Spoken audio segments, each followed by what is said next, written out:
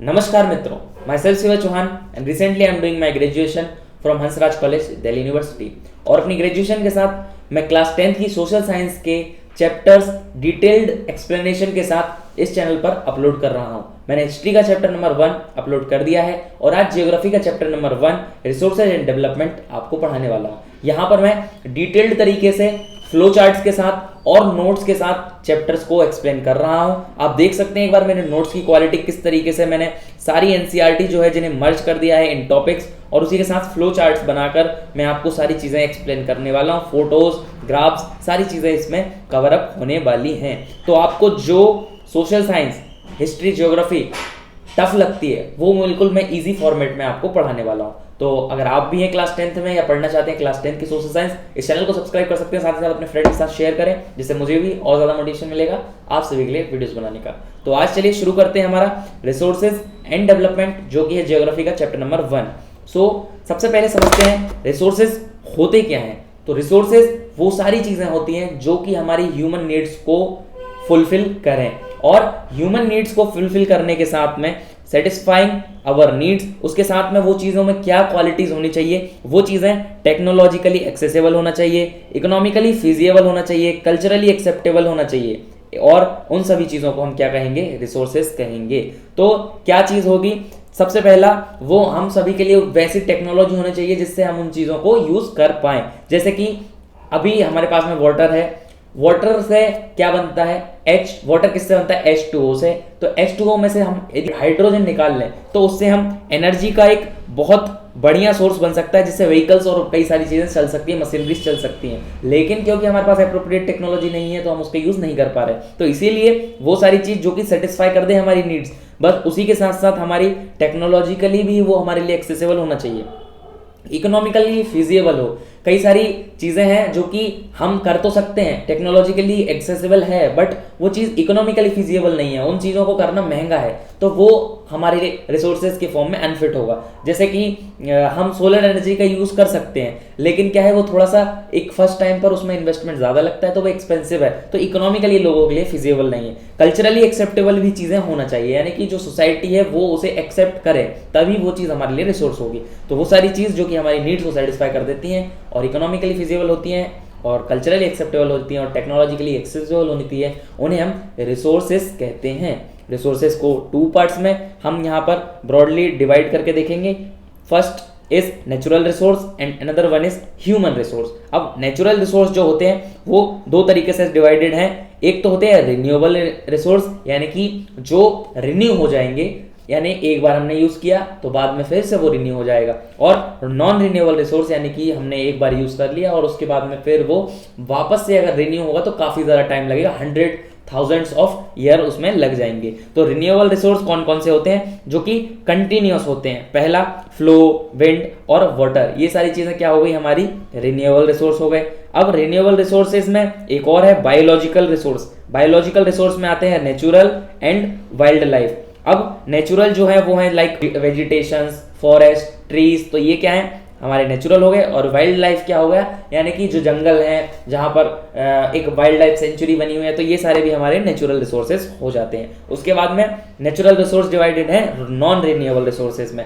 Non renewable resources को 2 categories में broadly देखा जाता है, one is recyclable and another one is non recyclable, यानी कि वो रिसोर्स जिन्हें कि हम रिसाइकिल करके वापस से उनका यूटिलाइजेशन कर सकते हैं, और नॉन रिसाइक्लेबल यानी एक बार हमने उनको यूज कर लिया तो फिर हम उनको बाद में वापस रिसाइकल नहीं कर सकते। एग्जाम्पल यहाँ पर है हमारे पास मेटल्स।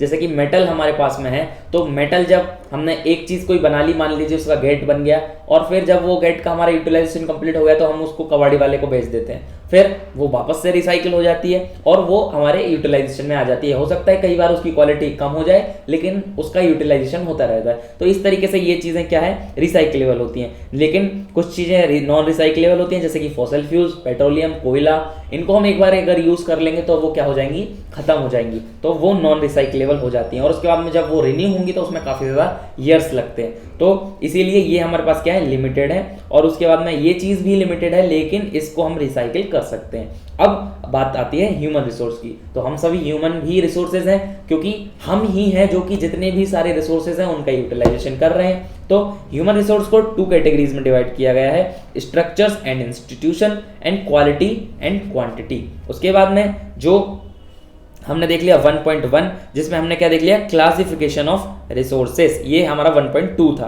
Classification of resources. उसके बाद 1.1 में है interdependent relationship between nature, technology and institution. ये जो सारी चीजें हैं इन सभी में क्या है, एक रिलेशनशिप है, किस किस चीज में, नेचर में, टेक्नोलॉजी में एंड इंस्टीट्यूशन में। क्योंकि जो हम सभी ह्यूमन बींग्स हैं वो क्या कर रहे हैं, यहाँ पर हम टेक्नोलॉजी का यूज कर रहे हैं, साथ ही साथ हम ही फिजिकल एनवायरनमेंट और नेचर का यूज कर रहे हैं, और इंस्टीट्यूशन का भी यूज हम ही कर रहे हैं, और बीच में कौन है, ह्यूमन बींग्स। तो physical environment, nature, institution and technology, ये सारी चीजें क्या है, आपस में कनेक्टेड है, और इन सभी का यूटिलाइजेशन कौन कर रहे हैं, ह्यूमन बींग्स।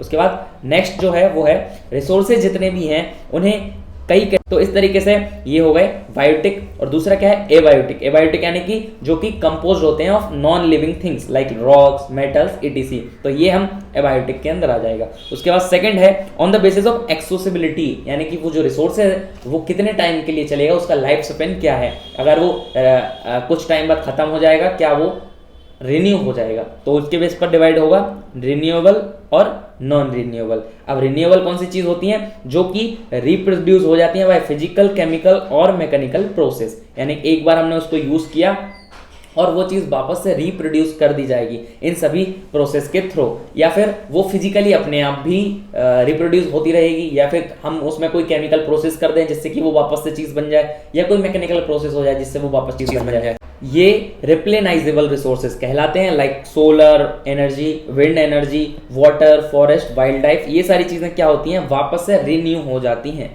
और नॉन रिन्यूएबल रिसोर्स के अंडर में आते हैं occur a very long geological time, like metal, recyclable होती हैं मेटल्स तो, लेकिन कुछ चीजें नॉन रिसाइकल होती हैं, जैसे fossil fuels can't be recycled, get exhausted, एक बार अगर वो खत्म हो जाती है तो हम उन्हें रिसाइकिल नहीं कर सकते।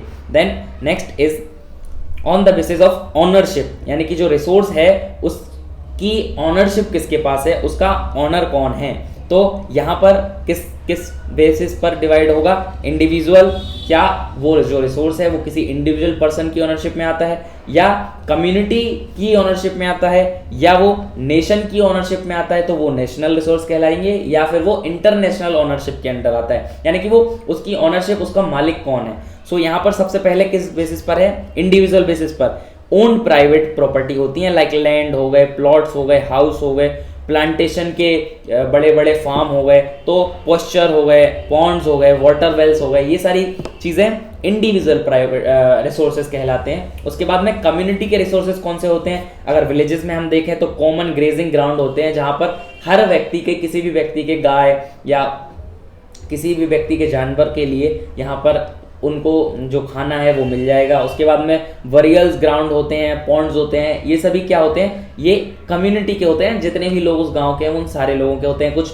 वेल्स होते हैं, तो गांव के जो कुएं होते हैं वहां पर सारे लोग पानी भर सकते हैं, कुछ हैंड पंप्स होते हैं। तो इस तरीके से गांव में हमने देखा। अर्बन एरियाज में जैसे कि पब्लिक पार्क होते हैं, पिकनिक स्पॉट्स होते हैं, प्ले ग्राउंड होते हैं, यहाँ पर कम्युनिटी का कंट्रोल होता है, तो वो कम्युनिटी के अंदर में आते हैं। ये सारी चीजें क्या है, हमारी रिसोर्सेज हैं, और अगर वो कम्युनिटी के अंदर आते हैं तो वो कम्युनिटी के रिसोर्सेज हो जाते हैं। देन नेशनल रिसोर्सेज कौन से नेशन के अंडर में आते हैं, तो टेक्निकली जितने भी रिसोर्सेज हैं वो सभी नेशन को बिलोंग करते हैं, क्योंकि जो जितनी भी प्राइवेट प्रॉपर्टी है अगर उसका पब्लिकली यूज करना है तो उसे गवर्नमेंट हमसे ले सकती है। गवर्नमेंट के पास पावर होता है to acquire even private properties, तो गवर्नमेंट के पास लीगल राइट होते हैं, लेकिन वो प्रॉपर्टी हमारे पास है तो अगर उसका कोई पब्लिकली यूज करना है तो गवर्नमेंट हमसे वो ले सकती है। जैसे कि कभी कभी रोड्स के कंस्ट्रक्शन होते हैं तो वहां से रोड के जो भी साइड में घर वगैरह कुछ भी चीजें आती हैं उन सबको हटा दिया जाता है, कोई लैंड्स आती हैं उनको गवर्नमेंट ले लेती है, हालांकि उसके बदले में कंसेशन गवर्नमेंट प्रोवाइड करती है।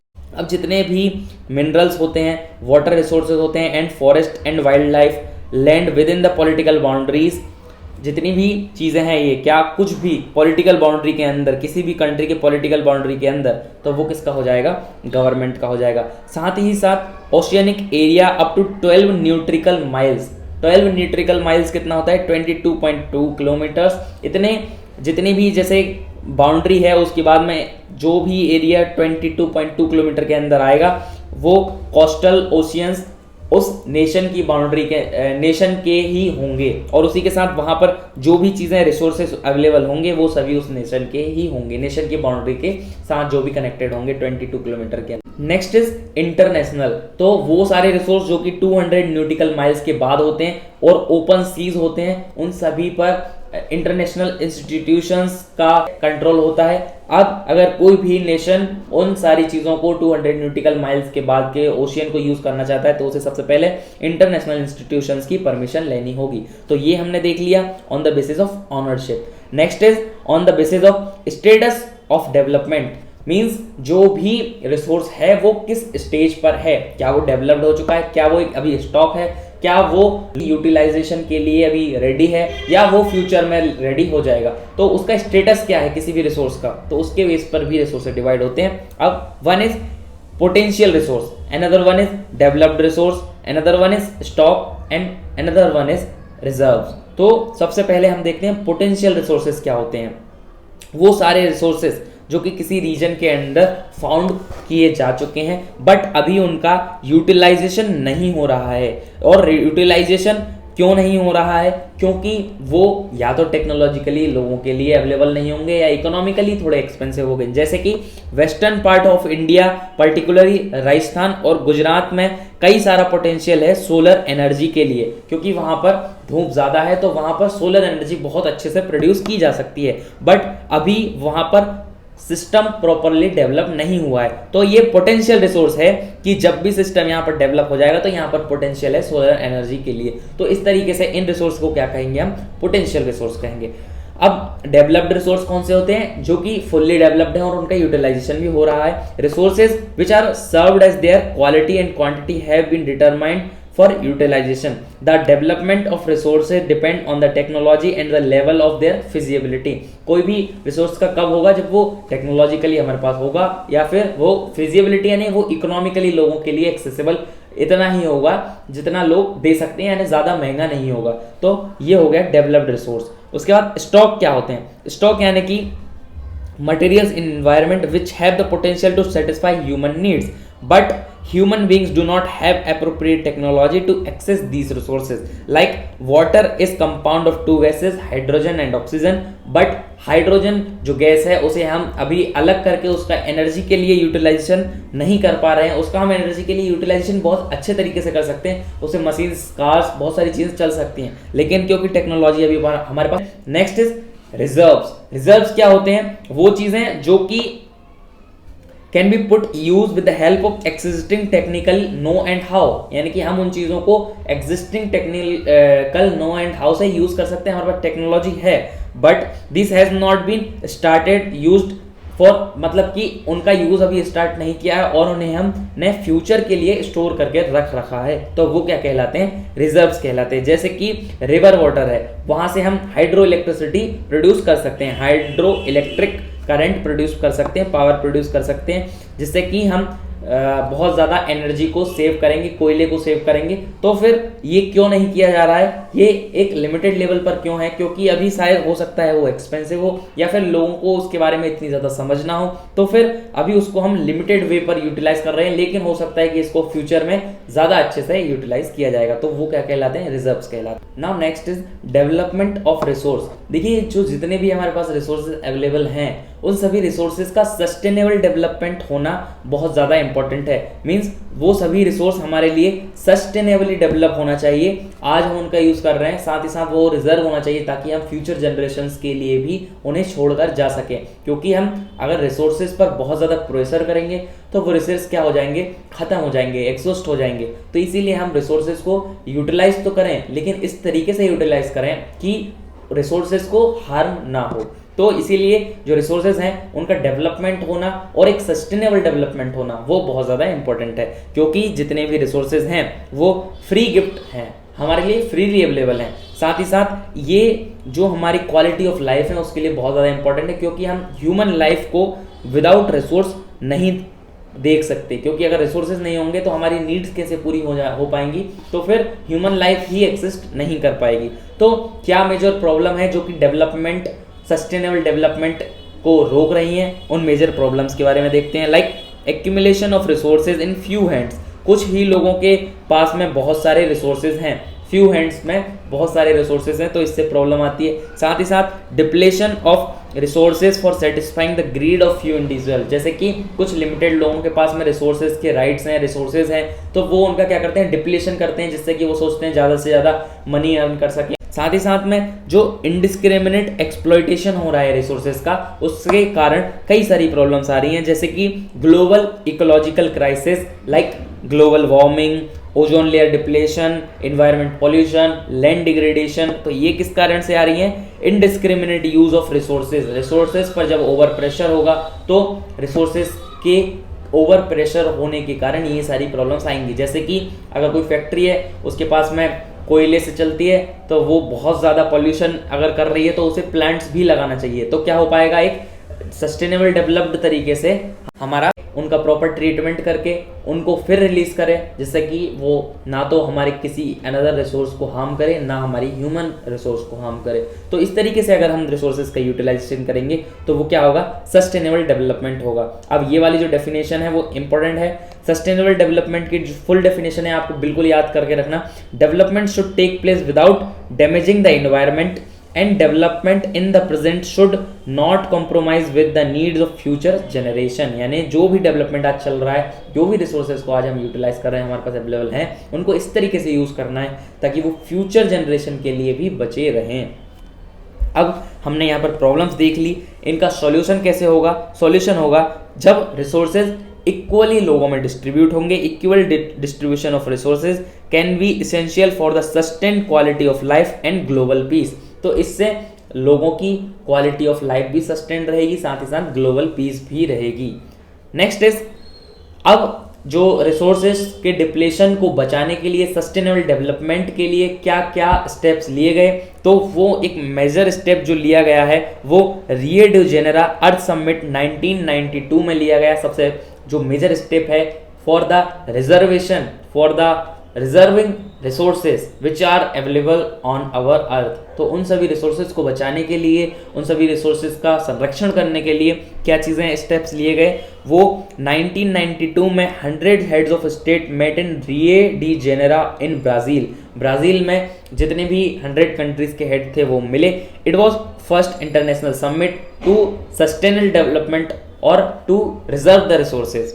सो ये जो समिट हुई, इसमें कन्वेड किया गया for the addressing urgent problem of environmental protection, social economical development at global level. यानी कि ग्लोबल लेवल पर अब नीड है जिससे कि हम हमारे इन्वायरमेंट को प्रोटेक्ट कर पाएँ, जिससे कि हम सोशल इकोनॉमिकल डेवलपमेंट को और ज़्यादा तेज़ी से करें और हमारे इन्वायरमेंट को भी हम प्रोटेक्ट करें। ये जो कन्वर्सेशन हुई रियो डी जेनेरो में, जो रियो convention endorsed the global forest principle and adopt agenda 21 for achieving sustainable development in 21st century। यानी कि जो आज की हमारी 21st सेंचुरी है, तो उसमें हम सस्टेनेबल डेवलपमेंट को मद्देनजर रखते हुए सारे काम करें। तो उसको, इस इशू को एड्रेस करने के लिए ये जो मीटिंग थी वो हुई, उसमें एजेंडा 21 को अडॉप्ट किया गया। अब क्या था ये एजेंडा 21? एजेंडा 21 के according it is the declaration signed by world leader in 1992 at the United Nation Conference on Environment and Development। क्या थी? United nation conference on environment and development, जिसका एम था ग्लोबल सस्टेन डेवलपमेंट। यानी कि जो globe है उसका development तो होना चाहिए, लेकिन वो कैसा होना चाहिए? सस्टेन्ड वे में होना चाहिए, जिससे कि रिसोर्सेज फ्यूचर जनरेशन के लिए भी बचे रहें। साथ ही साथ agenda 21 combat environmental damage, poverty, disease through the global operation on common interest, mutual needs and shared responsibilities। यहाँ पर वो सारे इश्यूज पर वार्तालाप हुई और उन सभी को रिसॉल्व करने के लिए कुछ स्टेप्स लिए गए जो कि ग्लोबली लोगों के लिए इंपॉर्टेंट थे, लाइक जैसे पॉवर्टी, डिसीज जो कि फैल रही हैं, साथ ही साथ कॉमन इंटरेस्ट के जितने भी इश्यूज थे जो कि सारे लोगों के लिए इंपॉर्टेंट थे, उन सभी रिसोर्सेज को, उन सभी चीज़ों को इम्प्रूव करने के लिए यहाँ पर डिसीजंस लिए गए। One major objective was that every local government should draw it on local agenda 21। जितने भी लोकल गवर्नमेंट हैं, स्टेट गवर्नमेंट्स हैं, वो सभी अपना एजेंडा बनाए कि हमें क्या इंप्रूवमेंट करना है, हमें क्या स्टेप्स को फॉलो करना है जिससे कि रिसोर्सेज का डेवलपमेंट हो इन सस्टेनेबल वे। तो इस तरीके से ये agenda 21 Rio de Janeiro exam के पर्सपेक्टिव से बहुत ज़्यादा इंपॉर्टेंट हो जाता है। Then next is resource planning. Resource कि हमें किस तरीके से अब प्लानिंग करनी है। तो ये देखिए रियो डी जेनेरो में एक स्टेप लिया गया। अब हमारे नेशन में किस तरीके से रिसोर्स को प्लान किया गया और किस तरीके से हमें प्लानिंग करनी चाहिए उसके बारे में हम यहाँ पर पढ़ेंगे। जो मेजर ऑब्जेक्टिव था वो कहाँ से स्टार्ट हुआ, 1992 जो कि था रियो डी जेनेरो इन ब्राजील। तो ये जो अर्थ समिट थी वो बहुत ज़्यादा इंपॉर्टेंट है। अब यहाँ पर हम रिसोर्सेज की प्लानिंग को देखते हैं। Strategy of judicious use of resources, यानी कि रिसोर्सेज का जुडिशियसली यूज किया जाए, कॉन्शियसली यूज किया जाए। तो इंडिया में इनॉर्मस डाइवर्सिटी है क्योंकि इंडिया बहुत ज़्यादा कल्चर, बहुत ज़्यादा फिजिकल डाइवर्सिटीज और हर चीज़ में इंडिया में डाइवर्सिटी है। हमारा पूरब से पश्चिम, उत्तर से दक्षिण, जैसे कि राजस्थान है, वहां पर सोलर एंड विंड एनर्जी तो अच्छे से अवेलेबल है लेकिन वहां पर वाटर रिसोर्सेज अवेलेबल नहीं है, वहां पर पानी की कमी है। तो इस तरीके से एक रिसोर्स है लेकिन दूसरा नहीं है, कहीं पर रिसोर्सेज हैं लेकिन टेक्नोलॉजी नहीं है, इंफ्रास्ट्रक्चर नहीं है। जैसे कि यहाँ पर cold desert of Ladakh is relatively isolated from the rest of the country. जैसे कि लद्दाख का जो कोल्ड डेजर्ट है वो अब हमारी कंट्री से बहुत ज़्यादा थोड़ा आइसोलेटेड है, वहाँ पर बहुत ज़्यादा डेवलपमेंट के काम नहीं किए जाते हैं। It is very rich cultural heritage, but वहाँ का जो कल्चर है वो बहुत ज़्यादा रिच है। And deficient in water infrastructure and some vital minerals, वहाँ पर कुछ मिनरल्स नहीं है और वाटर की अवेलेबिलिटी वहाँ पर नहीं है। कई जगह पर मिनरल्स होते हैं तो पानी नहीं होता, कहीं पानी होता है तो मिनरल्स नहीं होते, कहीं पर मिनरल्स और पानी सब होता है लेकिन रिसोर्सेज के जो यूटिलाइजेशन है उनके लिए एक इंफ्रास्ट्रक्चर नहीं होता, एक टेक्नोलॉजिकल एडवांसमेंट्स वहाँ पर नहीं होती। तो इसीलिए हमारा जो इंडिया है वहाँ पर डाइवर्सिटी बहुत ज़्यादा है रिसोर्सेज के लिए। So this call for the balanced resource planning nation, state and regional and at local level, यानी कि जो रिसोर्सेज प्लानिंग है वो नेशन लेवल पर तो होनी चाहिए, साथ ही साथ स्टेट लेवल पर होने चाहिए, फिर उसके बाद रीजनल लेवल पर होनी चाहिए and local at village eight society, इस लेवल पर भी रिसोर्सेज की प्लानिंग होनी चाहिए। तब हम बैलेंस्ड तरीके से रिसोर्सेज का यूटिलाइजेशन कर पाएंगे। क्या आपको ये सारी बातें समझ में आ चुकी हैं, आ गई हैं? तो अब हम नेक्स्ट टॉपिक पर आ जाते हैं, रिसोर्स प्लानिंग इन इंडिया। किस तरीके से रिसोर्स की प्लानिंग की जाती है? ये एक बहुत कॉम्प्लेक्स प्रोसेस है क्योंकि डाइवर्सिटी हमारे पास बहुत ज़्यादा है, लेकिन रिसोर्सेज की प्लानिंग के लिए इंडिया में फर्स्ट 5 ईयर प्लान से ही स्ट्रेटेजीज को फॉलो किया जाने लगा अच्छे तरीके से to achieving the sustainable goal of development in resources. तो यहाँ पर जैसे इंडिया है उसने कोहेरेंट एफर्ट लगाए for achieving the goal of resource planning right from the first year, यानी कि रिसोर्सेज को प्लान्ड वे में यूटिलाइज किया जाए उसके लिए हमारे फर्स्ट 5 ईयर प्लान से ही प्लान्स बनना स्टार्ट हो गए, स्ट्रेटेजीज बनाना स्टार्ट कर दिया था इंडिया में।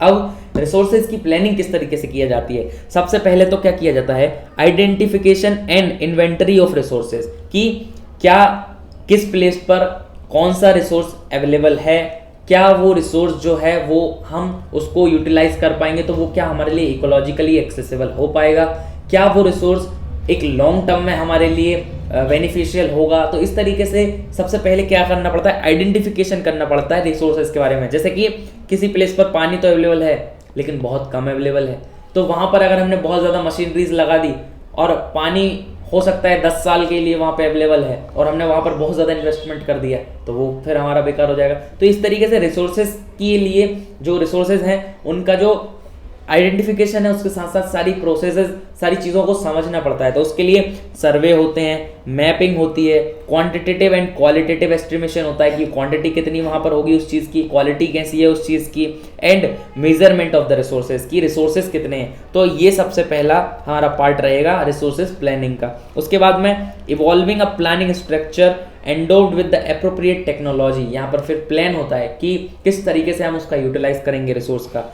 Skills institution setup for the implementation resource development plan, यानी कि जितने भी रिसोर्स के डेवलपमेंट प्लान्स हैं उनका इम्प्लीमेंटेशन करने के लिए पहले वहाँ पर स्किल्ड लोगों को पहुँचा जाता है, स्किल को पहुँचाया जाता है, साथ ही साथ मशीनरी को पहुँचाया जाता है, जिससे कि क्या हो, वहाँ पर डेवलपमेंट हो। तो इस तरीके से हमारा रिसोर्स डेवलपमेंट की प्लानिंग होती है। देन उसके बाद में होता है matching the resource development plan with the overall national development plan, कि हमने रिसोर्स डेवलपमेंट के लिए यहाँ पर क्या कर दिया, इन्वेस्ट तो कर दिया, लेकिन क्या उससे हमारे नेशन डेवलपमेंट प्लान जो हैं उनमें फायदा हो पा रहा है? क्या हमने जो सोचा था कि इस तरीके से हमारा नेशन पूरा डेवलप्ड हो जाएगा, तो क्या उन रिसोर्सेज से वो सारी चीज़ें हो पा रही हैं? ये भी समझना बहुत ज़्यादा इंपॉर्टेंट होता है while planning the resources in India, क्योंकि यहाँ इंडिया में बहुत ज़्यादा डाइवर्सिटीज होती हैं। उसके बाद में जो हिस्ट्री ऑफ कॉलोनाइजेशन है वो भी हमें बताती है कि वो प्लेसेस जो कि रिच इन रिसोर्सेज होती थी, वहाँ पर वो प्लेसेस जहाँ पर रिसोर्सेज बहुत ज़्यादा सही तरीके से अवेलेबल होते थे, सबसे ज़्यादा वही प्लेसेस को कॉलोनी बनाया जाता था और वहीं मेन अट्रैक्शन होते थे फॉर द फॉरेन इन्वेडर्स, ताकि वो वहाँ जाएं, वहाँ पर एक्सप्लॉइट करें। जैसे कि आपने सुना होगा भारत हमारा पहले क्या था, सोने की चिड़िया हुआ करता था, लेकिन वो कैसे धीरे धीरे एक्सप्लॉइट किया गया, ब्रिटिशर्स ने उसको एक्सप्लॉइट किया, हमारे रिसोर्सेज को ले गए, तो इस तरीके से कई सारी प्रॉब्लम्स हुई। तो इसी तरीके से हिस्टोरिकली भी जहाँ पर रिसोर्सेज बहुत ज़्यादा होते थे वहीं पर सबसे ज़्यादा पहले अटैक करते थे ब्रिटिशर्स, ताकि उन प्लेसेस को कॉलोनी बनाया जाए और वहाँ से ज़्यादा प्रॉफिट लिया जाए, रिसोर्सेज को एक्सप्लॉइट वहाँ के करके जाते थे। तो ये एक हमने मेजर पार्ट पढ़ा। Then conservation of resources. अब रिसोर्सेज का कंजर्वेशन क्यों इंपॉर्टेंट है? क्योंकि अगर आज हम एकदम सारे रिसोर्स खत्म कर देंगे तो फ्यूचर के लिए वो हमारे लिए नहीं बच पाएंगे, हमारी फ्यूचर जनरेशंस के लिए नहीं बच पाएंगे। इसीलिए क्योंकि रिसोर्सेज एक वाइटल पार्ट होते हैं, vital for any development activities, बहुत ज़्यादा इंपॉर्टेंट होते हैं हर डेवलपमेंट स्ट्रेटेजी के लिए। तो रिसोर्सेज को हमें बचाना, प्रिजर्व करना, सेव करना बहुत ज़्यादा इंपॉर्टेंट है। अब यहाँ पर rational consumption and over utilization of resources creates socio economical and environmental problem. ये तो हमने सबसे पहले ही देख लिया है कि अगर हम रिसोर्सेज को सही तरीके से यूटिलाइज नहीं करेंगे तो सोशल प्रॉब्लम भी होंगी, साथ ही साथ इन्वायरमेंटल प्रॉब्लम्स भी होंगी। तो उससे मेजर इम्पैक्ट किस पर पड़ेगा? उससे मेजर इम्पैक्ट पड़ेगा ऑन ह्यूमन लाइफ। तो इसीलिए हमें रिसोर्सेज को प्रिजर्व करना है। अब इसके लिए क्या लीडर्स ने, जितने भी वर्ल्ड वाइड लीडर्स हैं, उन्होंने कुछ स्टेप्स लिए, किस तरीके से रिसोर्स कंजर्वेशन के लिए बातें चलना शुरू हुई, उनके बारे में हम यहाँ पर पढ़ेंगे। ये भी एक इम्पॉर्टेंट टॉपिक है। तो जैसे कि गांधी जी का कंसर्न था, गांधी जी कहा करते थे कि there is enough for everybody. क्या कहा करते थे Gandhi ji? There is enough for everybody's need but not for anybody's greed. यानी यहाँ पर लोगों की नीड को पूरा करने के लिए तो रिसोर्सेज अवेलेबल हैं, लेकिन किसी की ग्रीड, किसी के लालच को पूरा करने के लिए हमारे पास में रिसोर्सेज अवेलेबल नहीं है। क्योंकि कभी भी व्यक्ति का लालच पूरा नहीं होता। साइकिल आ जाएगी तो कार की सोचेगा, कार आ जाएगी तो हेलीकॉप्टर की सोचेगा, हेलीकॉप्टर आ जाएगी तो हवा प्लेन की सोचेगा, प्लेन आ जाएगा तो वर्ल्ड वाइड फैलने की सोचेगा।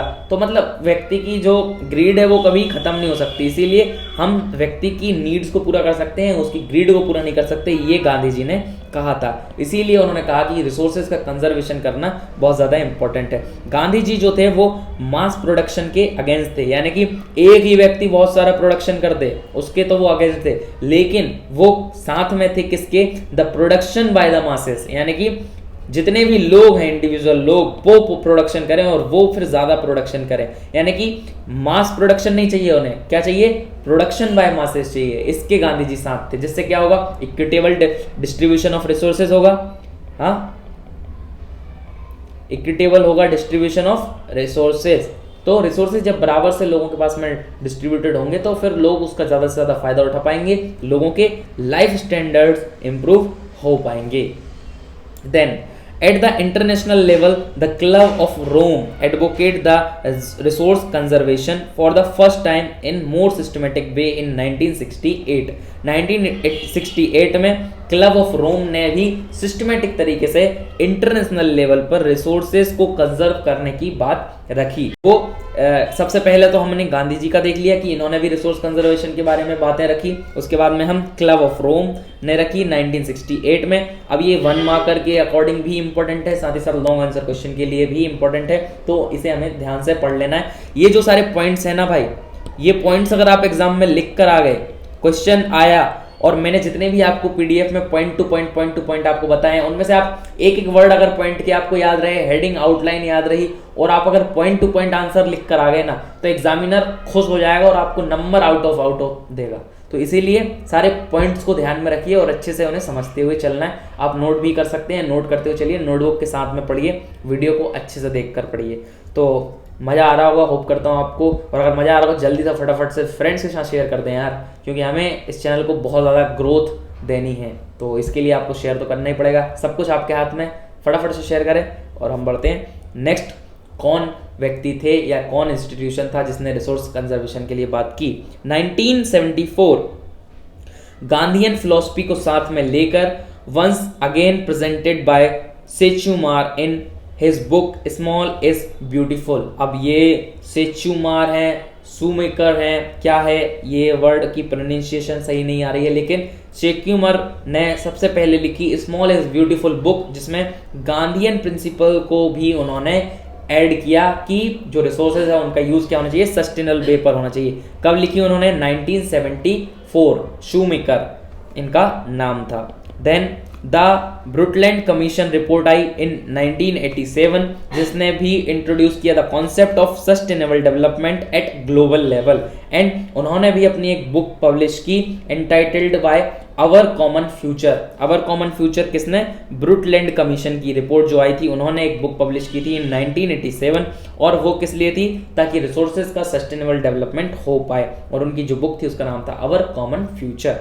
देन फिर एक और इंपॉर्टेंट स्टेप लिया गया, कब? रियो डी जेनेरो इन ब्राजील, जो कि अर्थ समिट हुई थी इन 1992, जिसके बारे में हमने अभी पढ़ लिया है डिटेल्ड में पीछे।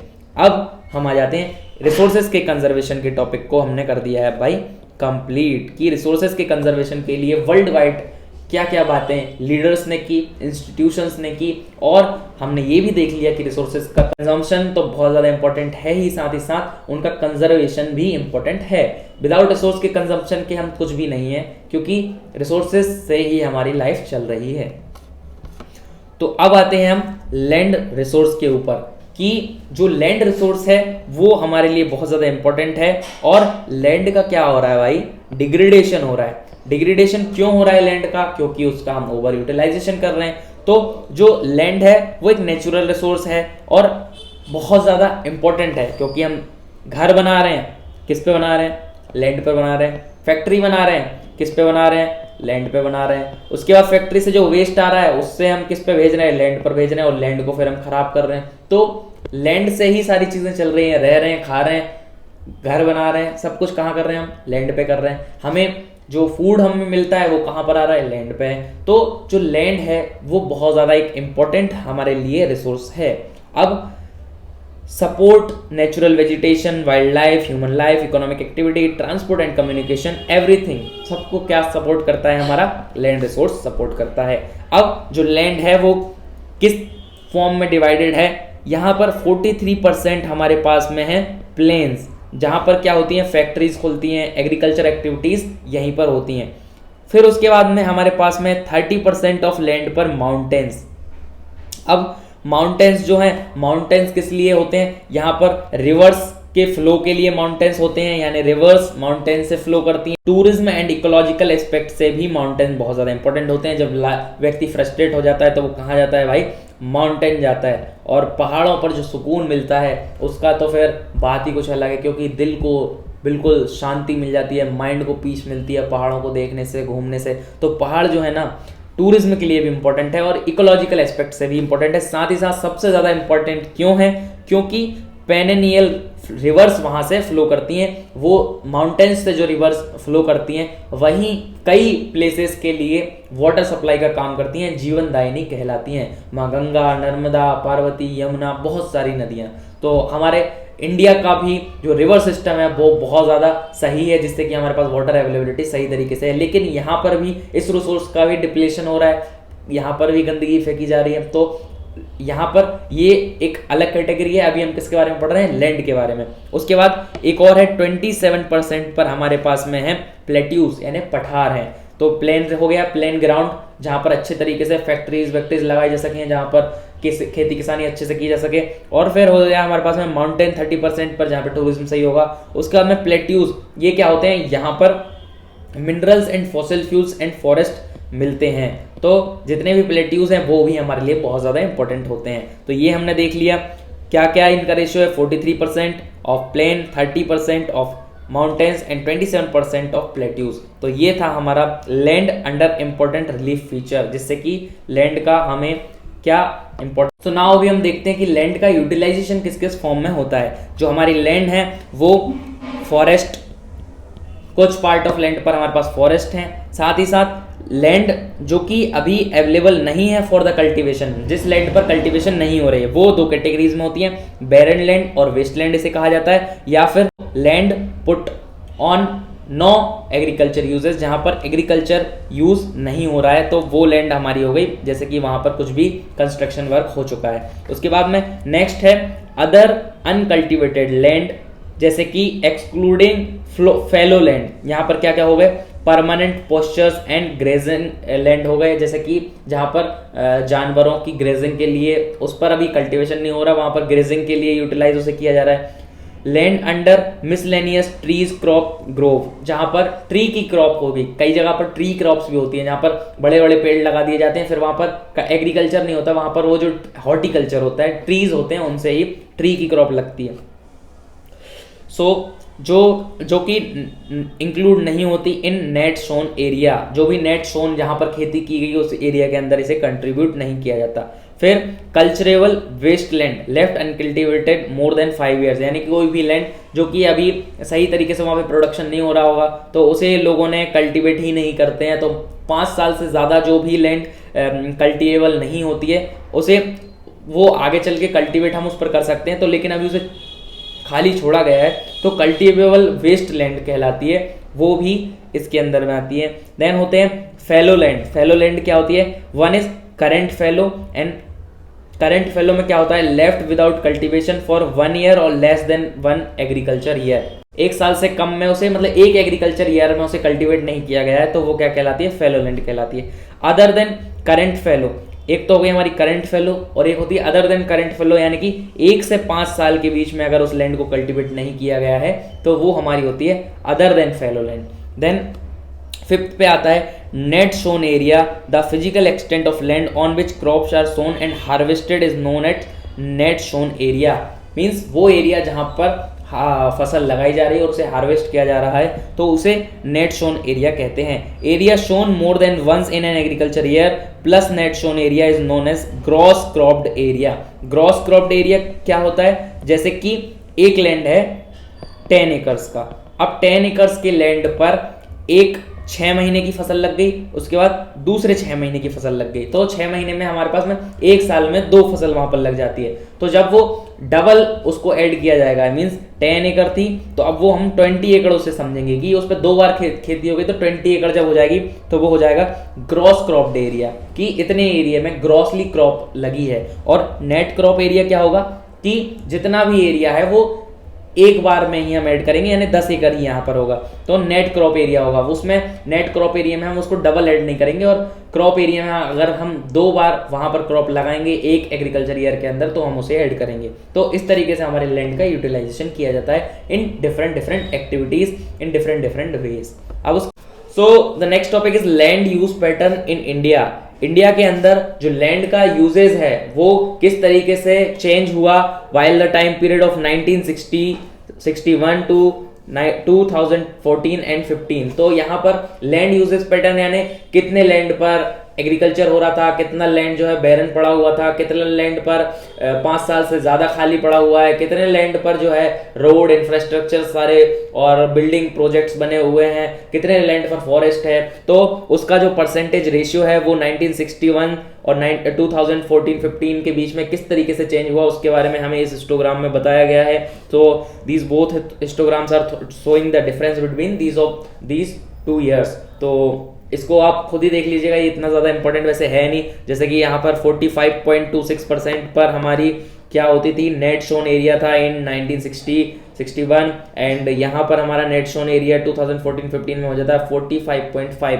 तो इसमें डिफरेंस कितना आया, बिल्कुल ज़्यादा माइन्यूट डिफरेंस आया इसमें। तो उसके बाद नेक्स्ट है हमारा 18% जो है वो फॉरेस्ट थे, अब हमारे 23.3% फॉरेस्ट हो चुके हैं इन इंडिया।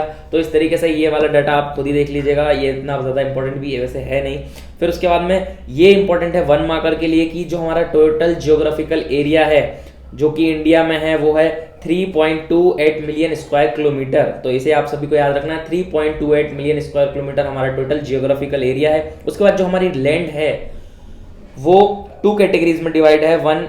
2 कैटेगरीज पर डिपेंड करती है, 2 फैक्टर्स पर डिपेंड करती है। One is physical factor, another one is human factor. तो देखिए जो लैंड है, फिजिकल फैक्टर्स कौन कौन से होते हैं, जैसे कि टोपोग्राफी, क्लाइमेट, सॉइल टाइप, यानी कि जो लैंड है उस सॉइल का टाइप क्या है। सॉइल डिफरेंट डिफरेंट टाइप्स की होती हैं, it's based on climate and the temperature and the area. तो अलग अलग तरीके की सॉइल होती है। इसी तरीके से वहाँ की टोपोग्राफी क्या है, ऊंचा है, पहाड़ है, पर्वत है, मैदान है, क्या चीज़ है वहाँ पर। उसके अलावा वहाँ का क्लाइमेट कैसा है, कोल्ड वेदर है या हॉट वेदर है या माइन्यूट मीडियम वेदर है। तो किस तरीके की ये सारी चीज़ों पर डिपेंड करती है वहाँ की लैंड किसी भी एरिया की। साथ ही साथ ह्यूमन फैक्टर पर भी डिपेंड करती है, like population density, 1 kilometre square के एरिया में कितने लोग रहे, टेक्नोलॉजिकल कैपेबिलिटी है या नहीं उस एरिया में, टेक्नोलॉजी की एक्सेस है या नहीं उस एरिया में, और जो रिसोर्सेज हैं वो इकोनॉमिकली एक्सेसिबल हैं या नहीं। साथ ही साथ वहाँ का कल्चर कैसा है, ट्रेडिशन कैसी है। तो लैंड के लिए ये सारे 2 फैक्टर्स इंपॉर्टेंट होते हैं।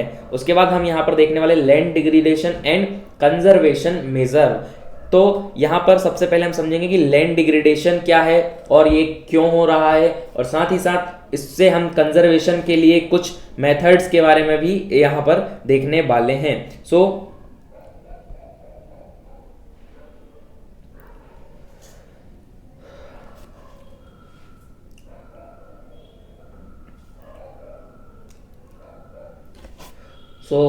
So next is land degradation and conservation measure.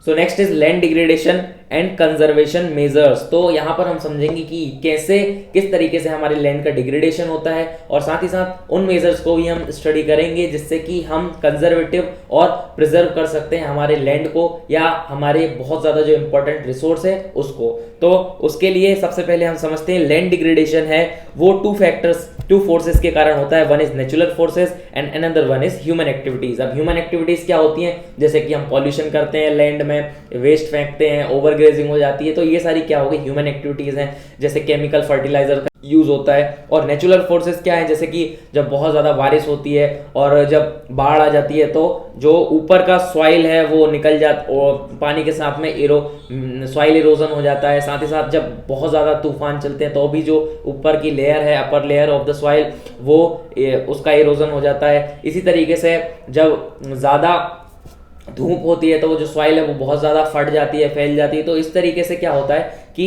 In processes के थ्रू सॉइल इरोजन होता है, तो इससे भी लैंड डिग्रेडेशन होता है, और ह्यूमन एक्टिविटीज से भी लैंड डिग्रेडेशन होता है। अब human activities like deforestation, overgrazing, mining and quarrying too much contributed to significant land degradation. Human activities ये सारी जो हैं वो लैंड डिग्रेडेशन के लिए बहुत ज़्यादा उत्तरदायी हैं, रिस्पॉन्सिबल हैं। साथ ही साथ जैसे कि हम यहाँ पर स्टेट वाइज देख लेते हैं, जैसे झारखंड, छत्तीसगढ़, मध्य प्रदेश और ओडिशा, यहाँ पर माइनिंग साइट्स जो है वो एबंडन छोड़ दिए। जैसे माइनिंग की किसी जगह पर रिसोर्सेज को निकालने के लिए, कोयला या कोई भी मेटल निकालने के लिए, तो फिर उस प्लेस को वैसे ही गड्ढे के गड्ढे छोड़ दिए जाते हैं, उन्हें वापस फिलअप नहीं किया जाता। राजस्थान, मध्य प्रदेश एंड महाराष्ट्र, यहाँ पर ओवर ग्रेजिंग एक बहुत बड़ा कारण बना हुआ है for land degradation. Then another is over irrigation in Punjab, Haryana, western Uttar Pradesh. यहाँ पर पैडी जो है, धान की खेती होती है, तो पैडी की जो फसल है यानी राइस, तो उसकी खेती जब यहाँ पर होती है तो लैंड पर बहुत ज़्यादा पानी भर के रखना पड़ता है तभी वो फसल होती है। तो उसके लिए यहाँ पर ओवर इरिगेशन की प्रॉब्लम है, इससे लैंड डिग्रेडेशन होता है। अब वाटर लॉगिंग, जब बहुत टाइम तक पानी भरा हुआ रहता है ना खेतों में, तो वहाँ पर सैलिनिटी और एल्किनिटी आ जाती है, एसिडिक हो जाती है वो मिट्टी, और साथ ही साथ वहाँ की जो फर्टिलिटी है वो धीरे धीरे कम होती जाती है। साथ ही साथ इंडस्ट्रियल एफ्लुएंट्स, जब भी इंडस्ट्रियलिस्ट लोग रहते हैं, इंडस्ट्रीज जो हैं वो अपना वेस्ट बचा हुआ जो होता है, जैसे कि यदि कोई वाटर के फॉर्म में रहता है, एयर के फॉर्म में रहता है, तो वो हमारे एयर पॉल्यूशन करता है। अगर वो वाटर के फॉर्म में रहता है, जितना भी वेस्ट केमिकल्स रहते हैं वो सारे लैंड पर छोड़ दिए जाते हैं या किसी वाटर सोर्स पर छोड़ते हैं तो वो डायरेक्टली फिर कहाँ जाते हैं, लैंड में चले जाते हैं। तो इससे बहुत ज़्यादा जो केमिकल हैं वो लैंड पर जाते हैं, तो फिर क्या होता है, हमारा लैंड डिग्रेडेशन होता है इंडस्ट्रियल एफ्लुएंट्स की वजह से। तो इसको ट्रीट करके इंडस्ट्रियलिस्ट को अपना बाहर वेस्ट फेंकना चाहिए जिससे कि लैंड डिग्रेडेशन ना हो। साथ ही साथ जो mineral processing like grinding of limestone, cement industries, तो इन सारी चीज़ों से भी बहुत ज़्यादा डस्ट जो है, केमिकल्स, ये सारे बाहर रिलीज होते हैं, और जो डस्ट होती है वो उड़ती है एटमॉस्फेयर में, बाद में फिर वो स्टल होके लैंड पर आ जाती है, तो इससे भी लैंड डिग्रेडेशन होता है। सिरेमिक इंडस्ट्रीज, सीमेंट इंडस्ट्रीज, तो ये सब बहुत ज़्यादा पॉल्यूशन करती हैं, लैंड की क्वालिटी को भी डिक्रीज करती हैं और एटमॉस्फेयर को भी ये हार्म पहुंचाती हैं। अब यहाँ पर हम देख लेते हैं कंजर्वेटिव मेजर्स, जिनको ध्यान में रखते हुए जिन चीज़ों से हम लैंड डिग्रेडेशन और हमारे रिसोर्सेज को थोड़ा प्रिजर्व कर सकते हैं, जैसे कि afforestation, proper management of grazing, जितने भी पशु पक्षी जानवर हैं जो कि खाने के लिए जंगलों में या फिर खुली जगहों पर चले जाते हैं, तो वहाँ नहीं जाना चाहिए, किसी एक लिमिटेड प्लेस पर ही उनकी ग्रेजिंग होनी चाहिए जिससे कि इन्वायरमेंट पर और पत्ते पेड़ को नुकसान ना पहुँचे। साथ ही साथ में planting of shelter belt of plants जो है वो शेल्टर बेल्ट में लगा देने चाहिए, जिस तरीके से बिल्कुल लाइनिंग बनाकर किसी भी खेत के यहाँ पर जितना भी फील्ड है उसमें बाउंड्री बनाकर, तो इससे क्या होगा, शेल्टर बेल्ट से इरोजन सॉइल का जो है वो कम हो जाएगा। साथ ही साथ stabilisation of sand dunes by growing thorny bushes, जो बुशेस टाइप के प्लांट्स होते हैं जो कि फैले हुए होते हैं, तो वो इस तरीके से लाइन में जब लगेंगे तो जो सैंडी डंस हैं, जो प्लेस जहाँ पर सैंड टाइप की होती है जो कि हवा में बहुत उड़ती है, तो उस प्लेस पर वहाँ पर सॉइल इरोजन कम। प्रॉपर मैनेजमेंट होना चाहिए for the waste land and control of mining activities, जैसे कि कोई वेस्ट लैंड है जहाँ पर एग्रीकल्चर नहीं हो रहा है तो उसका प्रॉपर ट्रीटमेंट करके वहाँ पर फर्टिलिटी को इंक्रीज करके वहाँ एग्रीकल्चर एक्टिविटीज को वापस से रिस्टार्ट करना चाहिए, जिससे कि उस एरिया पर एग्रीकल्चर जब होगा तो वो एरिया फिर से डेवलप हो पाएगा। साथ ही साथ जो माइनिंग एक्टिविटीज है उन पर कंट्रोल होना चाहिए, और जो भी माइनिंग होती हैं उन गड्ढों को फिर से फिलअप कर देना चाहिए जिससे कि लैंड वापस जैसा था वैसा हो जाए, लैंड डिग्रेडेशन कम हो। एक proper discharge and disposal system होना चाहिए फॉर द इंडस्ट्रियल एफ्लुएंट्स, जिससे कि वो सारी चीज़ें लैंड डिग्रेडेशन ना करें और हमारी लैंड को हार्म ना पहुंचाए, हमारी सॉइल की फर्टिलिटी को खराब ना करें, उसे केमिकलाइज ना करें, तो वो सही हमारे लिए, हमारे फ्यूचर जनरेशन के लिए रह पाएगी। अदरवाइज जो हमारी फर्टिलिटी है वो हमेशा गिरती चली जाएगी। The next is soil as a resource. देखिए जो सॉइल है वो बहुत ज़्यादा इंपॉर्टेंट है और एज अ रिसोर्स भी इंपॉर्टेंट है, क्योंकि जितनी भी हमारी प्रोडक्शन फैसिलिटीज़ हैं वो सारी सॉइल पर ही डिपेंडेंट होती हैं। तो प्राइमरी सेक्टर के लिए बहुत ज़्यादा इंपॉर्टेंट हमारी सॉइल है। अब सॉइल को हम एज अ रिसोर्स स्टडी करेंगे तो सॉइल एक रिन्यूएबल रिसोर्स है जो कि रिन्यू होता रहता है, लेकिन इसमें काफ़ी ज़्यादा टाइम लगता है। ऑर्गेनिक मटेरियल जैसे कि ह्यूमस कैसे बनता है, लाइक प्लांट्स और जितना भी वेस्ट होता है जो कि बायोडिग्रेडेबल होता है, प्लांट्स का, पेड़ पत्ती पौधे कोई जानवर, तो ये सारे जितने भी वेस्ट होते हैं वो क्या बनाते हैं, मिलके ह्यूमस बनाते हैं। बाद में जब बहुत टाइम तक पड़े रहते हैं तो ये सड़ जाते हैं, फिर इससे ह्यूमस बनता है, तो वो फर्टिलिटी को इंक्रीज करता है। तो सॉइल इनसे मिलके बनता है। साथ ही साथ इनऑर्गेनिक मटेरियल भी होते हैं। इनऑर्गेनिक मटेरियल जैसे कि कोई भी चट्टान है वो धीरे धीरे जब टूटती जाती है तो फिर उसके बिल्कुल बारीक बारीक पार्ट्स में फैलती जाती है, तो ये इनऑर्गेनिक मटेरियल भी सॉइल में मिलते हैं, यानी कई मिलियन ईयर में कुछ सेंटीमीटर की लेयर की जो है वो सॉइल बन पाती है। अब ये जो सॉइल है वो कई फैक्टर्स पर डिपेंड करती है, लाइक पेरेंट रॉक, किस रॉक से टूट कर वो सॉइल बना, bed rock, climate, vegetation and other form of life are also important for the formation of soil. Soil formation के लिए ये सारी चीज़ें इंपॉर्टेंट करती हैं। अब यहाँ पर हम देख रहे हैं सॉइल प्रोफाइल, यानी कि जो ये है सॉइल की अपर लेयर जिसपे एग्रीकल्चर सारी एक्टिविटीज़ होती हैं, इसी तरीके से बाकी सारी लेयर्स ये हैं सॉइल की। उसके बाद में हम देखते हैं जो forces, natural forces as a change in temperature, action of running water, wind, glacier activities, decomposers ETC contribute to the formation of soil. Soil formation के लिए ये सारी चीज़ें जो नेचुरल चीज़ें हैं वो इंपॉर्टेंट रोल प्ले करती हैं। और अब इन सारी चीज़ों पर वेस्ट, क्लाइमेट पर वेस्ट और वहाँ का टेम्परेचर किसी एरिया का, उस एरिया की टोपोग्राफी, वहाँ का texture, age of the soil, इन सभी चीज़ों को लेकर सॉइल को, कई तरीके की सॉइल हमारे इंडियन कंटिनेंट में है, तो उन सॉइल की हम स्टडी करते हैं। मोस्टली वो कौन कौन से हैं जो कि सॉइल के फॉर्म्स हैं, like alluvial soil, then next is black soil, next is red and yellow soil, next is laterite soil, another one is arid soil and forest soil. तो इतने तरीके की हमारे इंडिया में सॉइल पाई जाती हैं, ये डिफरेंट डिफरेंट रीजन में पाई जाती हैं। तो हम देखते हैं इनकी क्या क्वालिटीज़ हैं, किस तरीके की टॉपोग्राफिकल एरिया में होती हैं, यहाँ पर कौन सी एग्रीकल्चरल प्रैक्टिसेस की जा सकती हैं, तो उन सभी के बारे में हम यहाँ पर क्लासिफिकेशन ऑफ सॉइल। सो यहाँ पर हम देखने वाले हैं सबसे पहले एलुवियल सॉइल को। एलुवियल जो सॉइल है ये वाइडली स्प्रेडेड है in our entire northern plain. Northern plain में ये फैली हुई है। ये जो है मोस्टली बनी हुई है ऑफ 3 हिमालयन रिवर सिस्टम से। जैसे कि पहले के टाइम पर जो रिवर थे वो बहुत ज़्यादा एक्सपेंड होकर फैला करती थी, उनका एक बेसिक डिफाइंड रूट नहीं था, तो वो जो अपने साथ डिकम्पोज लेकर आती थी, जो हल्के पत्थर, हल्की मिट्टी, जो भी डिकम्पोजेस वो अपने साथ में लेयर लेकर आती थी, तो वो साइड के लैंड पर अपनी फैलाती चली जाती थी। इससे वहां पर एक सॉइल बनती है, इसे एल्यूवियल सॉइल कहा गया है। सो ये mostly Indus river, Ganga river और ब्रह्मपुत्र रिवर के जितने भी इनके साथ में अवसाद आते थे उससे मिलकर बनी हुई है। ये जो सॉइल है ये एक्सटेंडेड है till Rajasthan and Gujarat through a narrow belt. एक छोटी सी बेल्ट से ये राजस्थान और गुजरात तक एलुवियल सॉइल फैली हुई है। उसी के साथ साथ ईस्टर्न कोस्टल जो प्लेन्स हैं, particularly in the deltas of Mahanadi, Godavari, Krishna and Kaveri river, तो इनके डेल्टास पर भी एलुवियल सॉइल पाई जाती है। ये जो सॉइल है ये कई सारी चीजें कंसिस्ट करती है, इसके अंदर कई सारी चीजें मिक्स होती हैं, जैसे सैंड, सिल्ट और क्ले। मिट्टी होती है, पतली पतली धूल टाइप की होती है, सिल्ट होती है, तो ये सारी चीजों से मिलकर ये बनती है।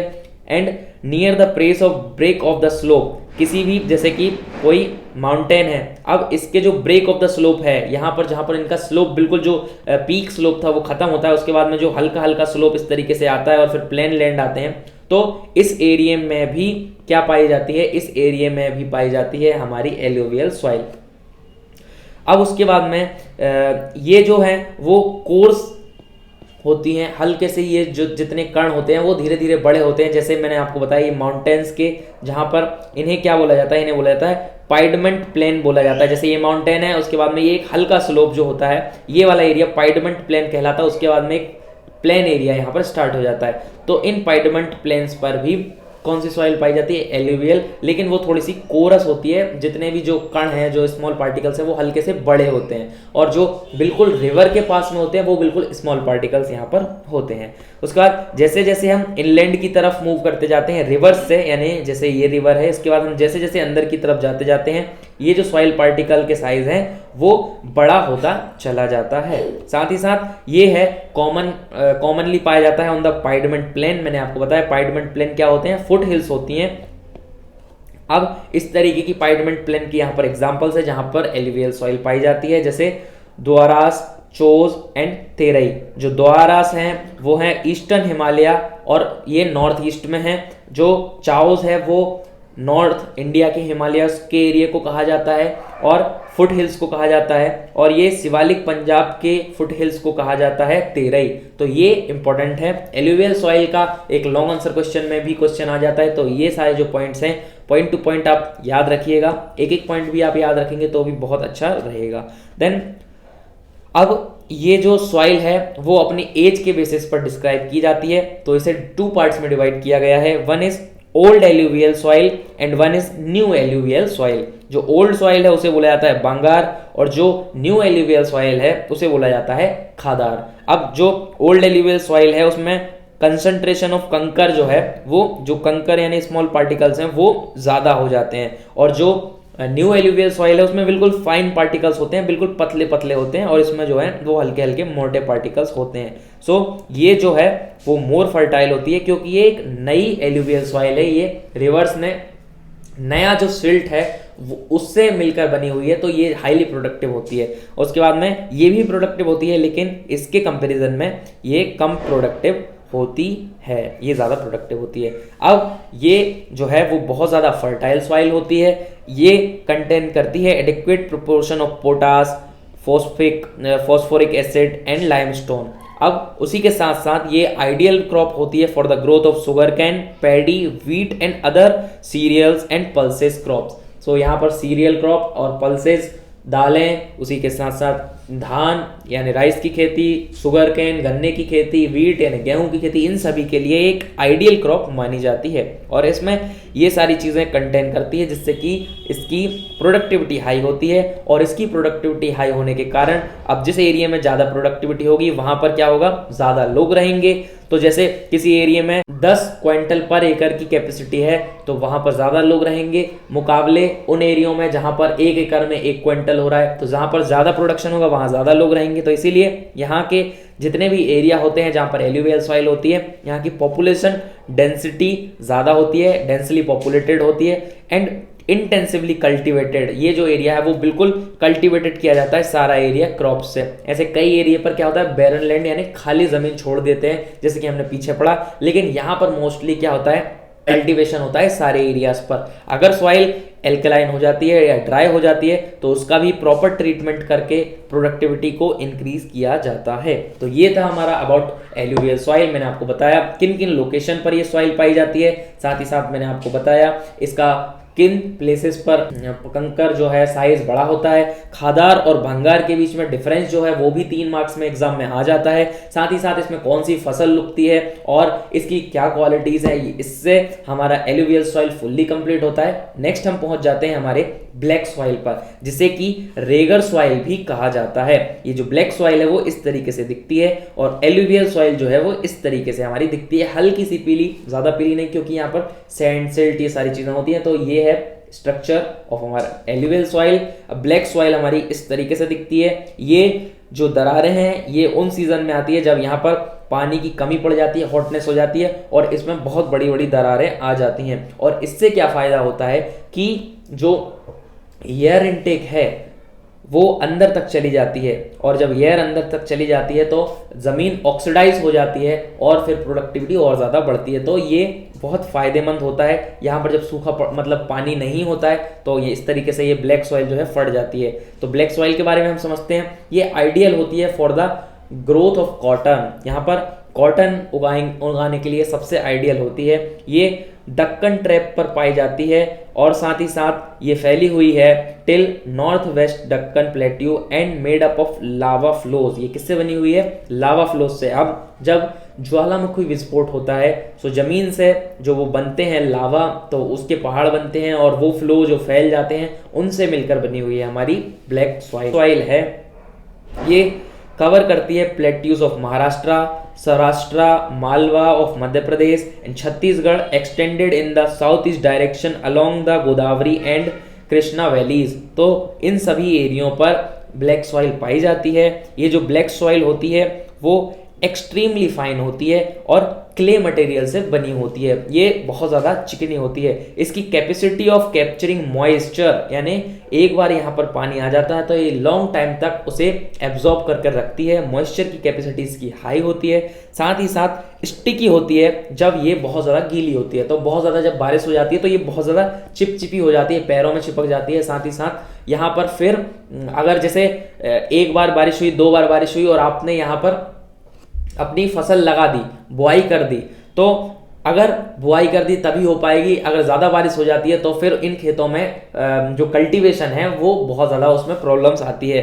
तो यहाँ पर क्या होता है, it is difficult to work unless tilled immediately after the first shower और during the pre monsoon period. यानी जब प्री मानसून पीरियड होता है और फर्स्ट सेकंड शावर आ जाती है उससे पहले अगर आप यहाँ पर जुताई कर दो, यहाँ पर फसल की जो है जुताई कर दो, फसल बो दो फील्ड में, तो सही रहता है। अगर ज़्यादा बारिश होती है तो ये बहुत ज़्यादा स्लिपरी हो जाती है, चिपचिपी रहती है। उसके बाद ये जो सॉइल है वो रिच होती है in nutrients such as calcium carbonate, magnesium, potash, lime, और ये पुअर होती है इन फास्फोरिक कंटेंट्स। तो यहाँ पर फास्फोरिक कंटेंट कम होता है और बाकी ये सारी चीज़ें इस सॉइल में पाई जाती हैं।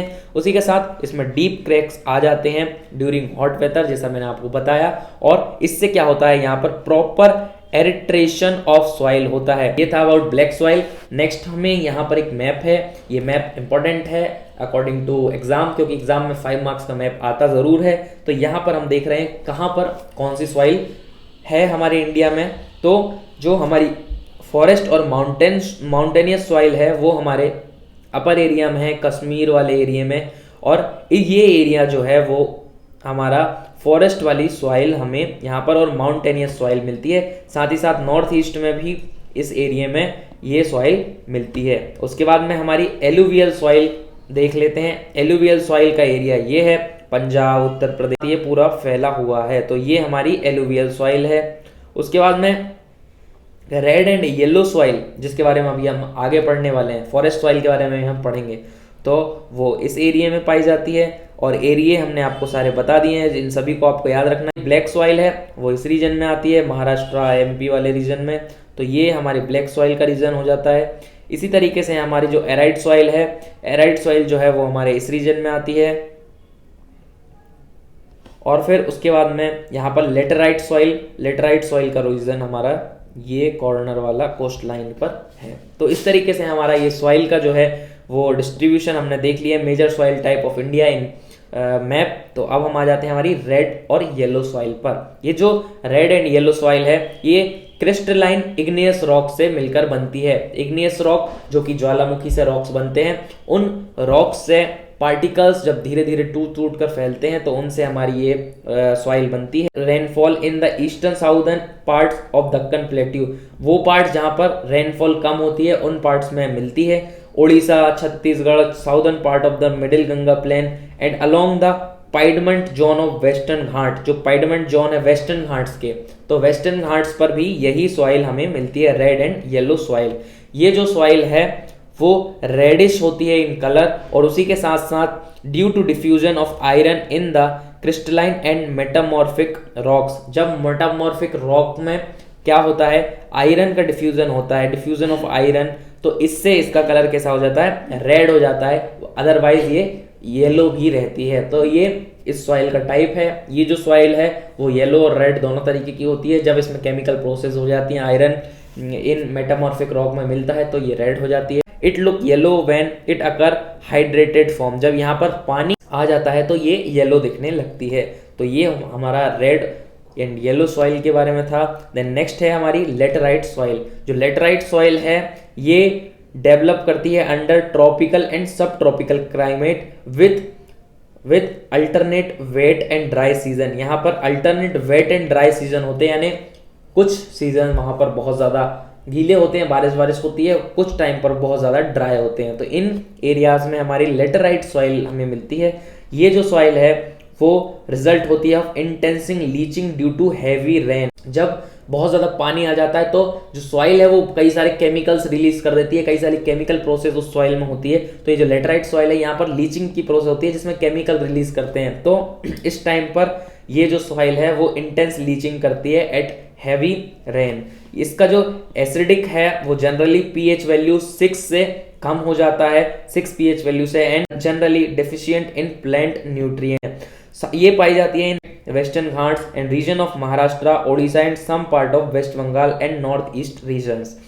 अब ये जो सॉइल है ये सॉइल सपोर्ट करती है deciduous and evergreen forest in humus rich areas, जहां पर ह्यूमस ज्यादा होता है, और वो एरियाज जहां पर स्प्रेस वेजिटेशन होती है, फैली हुई वेजिटेशन होती है, कम प्लांट्स होते हैं, ह्यूमस कम होता है, उन सेमी एराइड एरिया पर ये ह्यूमस होती है ये वाली सॉइल। और उसी के साथ साथ ये एरियाज फिर होते हैं prone to erosion and degradation, क्योंकि कम प्लांट्स होंगे तो डिग्रेडेशन ज्यादा हो जाता है इस सॉइल में, लीचिंग होती है तो उसके कारण और ज्यादा ये सॉइल टूट जाती है तो और ज्यादा डिग्रेडेशन होता है। तो वो एरियाज जहाँ पे प्लांट्स वगैरह ज्यादा होते हैं, वो एरियाज जहाँ पर ह्यूमस ज्यादा होता है, उन एरियाज में ये एवन ग्रीन फॉरेस्ट होते हैं, और अदरवाइज यहाँ पर फिर वेजिटेशन जो है वो बहुत दूर दूर रहती है। तो यहाँ पर इरोजन इन एरियाज में बहुत ज्यादा होता है in semi arid areas. After adopting appropriate soil conservation technique particularly in hilly areas, जो हिली एरियाज हैं जहां पर लेटराइट सॉइल मिलती है, तो हिली एरियाज में हम पाइडमेंट एरियाज जो हैं वहां पर हम अच्छी ट्रीटमेंट करके, टेक्निक्स का यूज करके इन एरियाज में लेटराइट सॉइल की में हम कई सारी चीजें उगा सकते हैं। Like in Karnataka, Kerala and Tamil Nadu के जो हिली एरियाज हैं वहां पर इस सॉइल में ग्रो की जा सकती है टी एंड कॉफी बहुत ज्यादा अच्छे तरीके से। Tamil Nadu, Andhra Pradesh and Kerala are more suitable for the crops like cashew nut, यानी काजू की खेती के लिए। और कॉफ़ी एंड टी किस एरिया में, केरला, तमिलनाडु, कर्नाटका की जो हिली एरिया है वहाँ पर इन फसलों को उगा सकते हैं। तो ये था हमारा पूरा लेटराइट सॉइल के बारे में। इंपॉर्टेंट सॉइल टाइप है, एग्जाम में आ जाता है, तो इन सभी की जो स्पेसिफिकेशंस है उनके बारे में हमें याद रखना है। Then next is arid soil. Arid soil क्या होती है? रेड एंड ब्राउन होती है इन कलर, और साथ ही साथ इसका टेक्सचर होता है सैंडी, धूल टाइप का होता है, उड़ती भी ये बहुत ज्यादा है।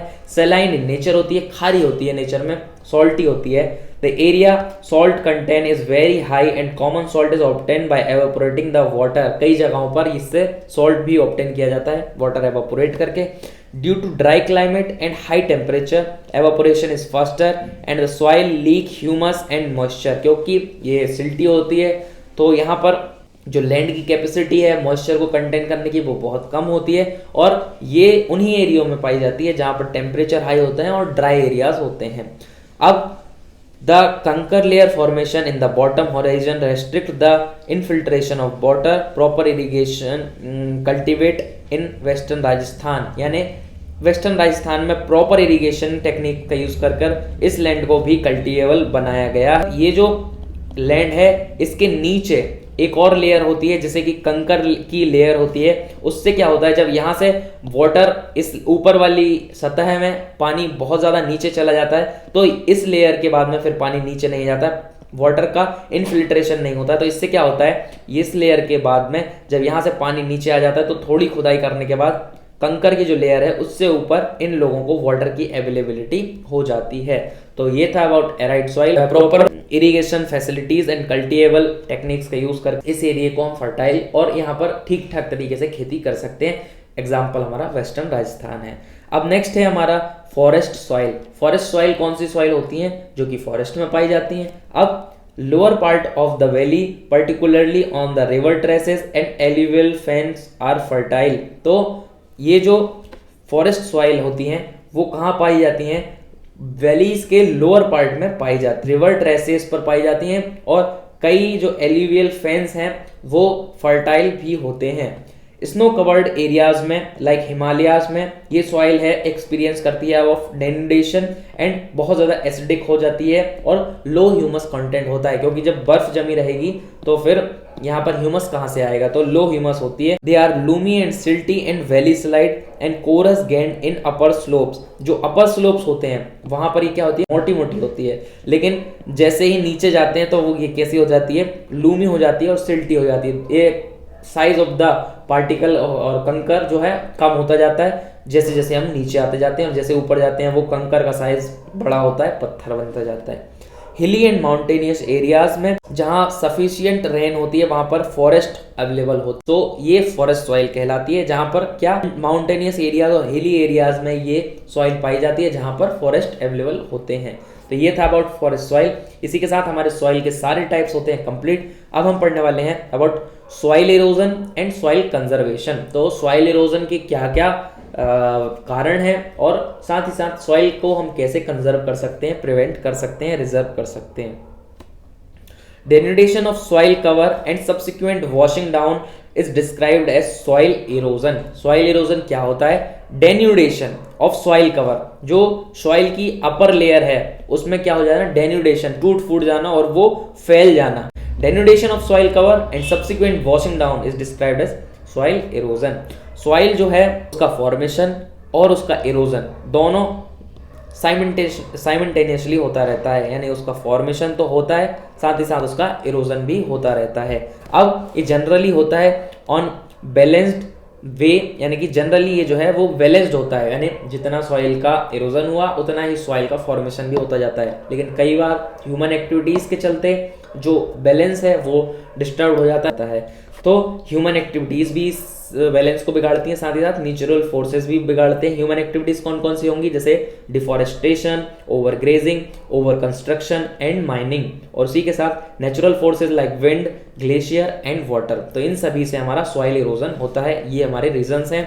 सॉइल इरोजन वाला भी बहुत ज्यादा इजी टॉपिक है, बहुत ज्यादा कॉमन टॉपिक है। तो अगर चॉइस में आपको कोई क्वेश्चन आता है जिसमें आपको किसी सॉइल के बारे में डिस्क्राइब करना है या सॉइल इरोजन के बारे में करना है तो आप इसे कर सकते हैं। इसमें आपका मार्क्स गेनिंग टॉपिक है तो इसमें आप ज्यादा मार्क्स गेन कर सकते हैं। रनिंग वाटर है वो कट कर देता है the clay soil and make deep canals called gullies. तो ये जो गलीज हैं, जैसे कि हम ये देख रहे हैं, वाटर रनिंग वाटर से क्या होता है, सॉइल कट हो जाती है और बहुत ज़्यादा गलीज बन जाती है। तो ये जो है वो वाटर के कारण सॉइल इरोजन होता है। The land become unfit for the cultivation. जब देखिए इस तरीके से यहाँ पर गहरी नालियाँ टाइप की बन जाएंगी तो इसमें कल्टीवेशन किस तरीके से हो पाएगा।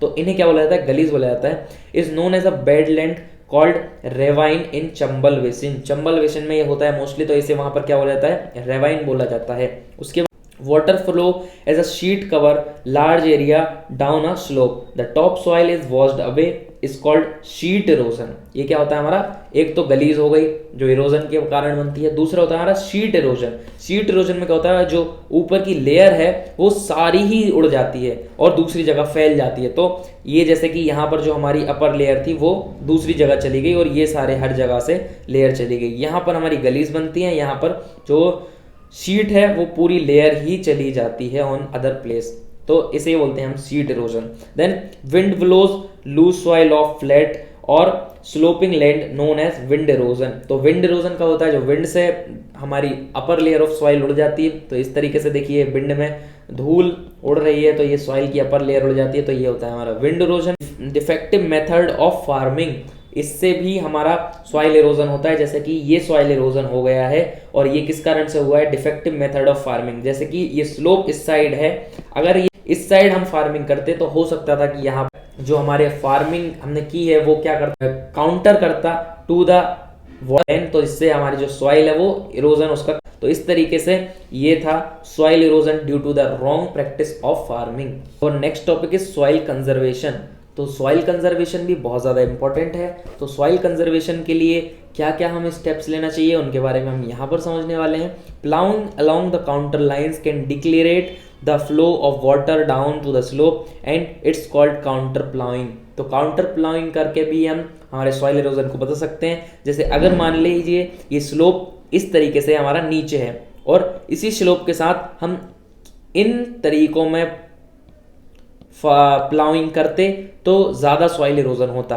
अब हमने इधर इस तरीके से प्लाउइंग की है तो इसे क्या बोला जाएगा, काउंटर प्लाउइंग। तो इससे वाटर जो है वो निकल जाएगा और ये जो हमारी सॉइल इरोजन है वो कम होगी। तो ये हो गया हमारा काउंटर प्लाउइंग। साथ ही साथ टेरेस कल्टीवेशन भी रेस्ट्रिक्ट करती है सॉइल इरोजन को। तो ये जो है वो हमने टेरेस इस तरीके से बना दिए और इस तरीके से यहाँ पर सॉइल की जो है पानी के साथ वो बहती, तो यहाँ पर हमने जब फार्मिंग कर दी तो वो सॉइल है कम, अब इरोजन कम होगा। वेस्टर्न एंड सेंट्रल हिमालयाज है वेल डेवलप्ड टेरेस फार्मिंग, तो इससे वहाँ पर सॉइल इरोजन भी कम हुआ और फार्मिंग भी बहुत अच्छी हुई। साथ ही साथ लार्ज फील्ड को हम डिवाइड कर सकते हैं into different strips. Strips of grass are left to grow between the crops. जैसे कि ये एक बड़ा फील्ड है और इसमें हम स्ट्रिप्स ऑफ ग्रास स्ट्रिप्स लगा देंगे मिट्टी की, और उन पर जब ग्रास उग जाएगी तो वो क्या होगा, इस तरीके से जब यहाँ से वाटर एयर ये सारी चीज़ें फैलेंगी तो ये जो सॉइल है वो यहाँ से सॉइल का जो इरोजन है वो कम हो जाएगा। जैसे कि इस लैंड में दिखाया गया है, मैं आपको जूम करके दिखाता हूँ। सो ये देखिए यहाँ पर क्या बनी हुई है, स्ट्रिप्स बनी हुई हैं। ये स्ट्रिप्स, ये एक बड़ा लैंड था, इस लैंड को डिवाइड किया गया है इन डिफरेंट स्ट्रिप्स। तो ये जो साइड में आप देख रहे हैं ये क्या है, ये ग्रास की स्ट्रिप्स हैं। इनसे सॉइल इरोजन कम हो जाता है क्योंकि एक बड़ा लैंड रहेगा तो अगर पानी बहता है तो ये पूरे फील्ड की सॉइल को इरोजन करके ले जाएगा। लेकिन अब स्ट्रिप्स बनी है तो वो काउंटर करेंगी वाटर को, एयर को और किसी भी नेचुरल कैलेमिटीज को। Then next strip of grass are left to grow. अब यहाँ पर ग्रास भी बन जाती है जिससे कि वो बहुत और ज़्यादा कॉन्सेंट्रेटेड फॉर्म में बन जाती है जितनी भी स्ट्रिप्स हैं। And this break up the force of wind and this method is known as strip cropping. हम कर सकते हैं planting lines of trees to create the shelter also work in a similar ways. Rows of such trees are called shelter belt। हम plant के एक shelter belt लगा सकते हैं, जैसे कि क्रॉप्स के साइड में हम क्या कर सकते हैं, शेल्टर बेल्ट लगा सकते हैं। तो ये भी इसी तरीके से काम करेगी जैसे स्ट्रिप क्रॉपिंग के बारे में हमने समझा। तो शेल्टर बेल्ट हम लगा सकते हैं प्लांट्स की, जिससे कि हम सॉइल इरोजन को रोक सकते हैं। देन नेक्स्ट इज इसी के साथ हमारा चैप्टर एंड होता है। जो हमें लास्ट का एक केस स्टडी के बारे में हमें बताया गया उसको और समझ लेते हैं। State of India's environment, India की इन्वायरमेंट की क्या स्टेज है। तो यहाँ पर मध्य प्रदेश के एक गांव, एक विलेज झाबुआ डिस्ट्रिक्ट के विलेज का नाम, जिसका नाम है सुखोमाजरी। सुखोमाजरी विलेज में सॉइल डिग्रेडेशन था और फिर सॉइल की क्वालिटी को इम्प्रूव किया गया, उससे डेवलपमेंट वहाँ पर हुआ। उसके स्टडी को हम यहाँ पर थोड़ा समझेंगे। It is possible to reverse the land degradation. अगर लैंड डिग्रेडेशन है तो उसे हम इम्प्रूव भी कर सकते हैं, ये पॉसिबल है। सो जो ट्रीज की डेंसिटी है इन सुखोमाजरी विलेज वो इंक्रीज हुई from 13 per hectare in 1976 to 1272 hectare in 1992। यानी पहले यहाँ पर 13 ट्रीज थे तो अब पर हेक्टेयर पर यहाँ पर 1272 ट्रीज लगाए गए नए। तो यहाँ पर ये इतने सारे ट्रीज यहाँ पर बढ़ा दिए गए। इससे क्या हुआ, regeneration of the environment lead to the economical wellbeing, improved agriculture and animal care, consequently increased income. तो यहाँ के लोगों की इनकम बढ़ी क्योंकि एनवायरनमेंट जो था वो अच्छा हुआ, लैंड डिग्रेडेशन कम हुआ, जितनी भी सॉइल इरोजन थी वो कम हुआ, एग्रीकल्चर प्रैक्टिसेस बढ़ने लगी, तो इकोनॉमिकल वेलबींग आ गई इस एरिया में। एवरेज एनुअल इनकम जो थी हाउस होल्ड की वो 10,000 से बढ़कर अब 15,000 हो चुकी थी। 1979 में जो 10,000 थी वो 1984 में 15,000 हो चुकी थी। तो इससे क्या हुआ, प्लांट जो इन्होंने एफोरेस्टेशन किया, प्लांटों को लगाया, उससे यहाँ की इकोनॉमिकल वेलबींग आ गई और लैंड डिग्रेडेशन जो है, लैंड का जो डिग्रेडेशन है वो कम हो गया इन दिस एरिया। किसी भी एरिया के डेवलपमेंट के लिए, वहाँ का इकोलॉजिकल रिस्टोरेशन के लिए पीपल का मैनेजमेंट करना बहुत ज़्यादा ज़रूरी है। लोगों का मैनेजमेंट, यानी लोगों को किसी चीज़ के लिए हमें क्या करना है, जागरूक करना है, ताकि लोग फिर उस चीज़ के लिए अवेयर हों और फिर वहाँ काम करें। तो जैसे कि यहाँ पर लोगों को क्या करना ज़रूरी था, aware toward plantation, toward the development of the area. किस चीज से होगा वो होगा क्योंकि यहाँ पर जो एग्रीकल्चर के लिए most of the people agriculture पर डिपेंडेंट थे, तो वहाँ का जो लैंड डिग्रेडेशन जो हो रखा था उसे इंप्रूव करना था। तो इसी तरीके से इकोलॉजिकल रिस्टोरेशन करना है। अगर लैंड डिग्रेडेशन से हमें किसी भी इकोलॉजी को इंप्रूव करना है तो वहाँ के लोगों को क्या बनाना होगा, हमें अवेयर बनाना होगा और पीपल मैनेजमेंट बहुत ज्यादा जरूरी होगा। तो इसी तरीके से with people being made the decision maker by MP government ने क्या किया, लोगों को डिसीजन मेकर बना दिया। कहां पर, इन झाबुआ डिस्ट्रिक्ट और उधर के एरिया में। और इसी तरीके से एमपी में लोगों को जब जागरूक बनाया तो फिर एमपी में 1% of the land of our all India की 1% लैंड को इन्होंने ग्रीन कर दिया across the state through watershed management यानी पानी का सही तरीके से मैनेजमेंट हुआ, डैम्स बने और जहां पर वाटर की अवेलेबिलिटी नहीं थी वहां तक रिवर सिस्टम बने, छोटे छोटे कैनाल्स बने, तो जिससे कि पानी वहां तक पहुंच पाया। तो इस तरीके से क्या हुआ, जो एरिया था वो ग्रीन हुआ, कई जगह प्लांटेशन हुई, कई जगह जो लैंड बैरन पड़ी हुई थी वहां पर एग्रीकल्चर स्टार्ट हुआ और कई जगह जहां एक एग्रीकल्चर ईयर में एक ही क्रॉप लगाई जाती थी वहां अब 2 क्रॉप्स लगाई जाने लगी। तो इस तरीके से एमपी में क्या हुआ, जो लैंड का एरिया था उसमें बहुत ज़्यादा इंप्रूवमेंट हुआ, लैंड डिग्रेडेशन था उसमें इंप्रूवमेंट हुआ। ये जो टोटल लैंड है उसका 2.9 मिलियन हेक्टेयर एरिया जो है वो 1% एरिया था, उसे अब एमपी में ग्रीन कर दिया गया था।